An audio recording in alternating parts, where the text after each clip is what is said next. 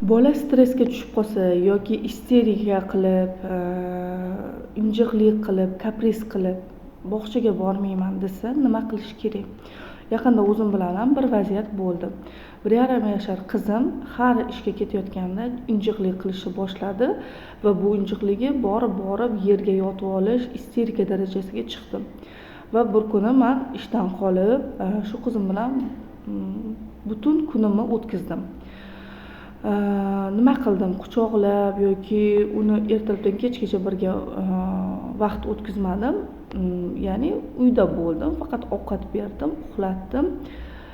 Ko'proq yonida bo'ldim. Mana shuni o'zi ertasi kuni bolam bemalol, adekvat holatda, normal holatda meni ishga kuzatdi. Hech qanaqa injiqlik, isterika kuzatilmadi. Aytmoqchimanki, ba'zi paytda bog'chadan bolani mana shunaqa isterika qilayotgan bo'lsa, sizga ishga ketayotganingizda ergashayotgan bo'lsa, ba'zi kunlari erta kelish yoki ba'zi kunlari farzandingiz bilan vaqt o'tkazishni talab qiladi. Chunki onaning energiyasi, onaning mehr-muhabbati bolaning o'sha stressiga, isterikasiga sabab bo'ladi. Shu uchun ko'proq farzandingiz bilan vaqt o'tkazing, ko'proq bolaga erkinlik bering va ochiq joylarga chiqib, mazza qilib emotsiya, hissiyotlarni chiqarib olishga imkoniyat berish kerak ekan. Bola siz bilan vaqtini zavq, xursandchilikda o'tkazsa, har qanaqa kasallikka davo mana shunaqa bo'lar ekan.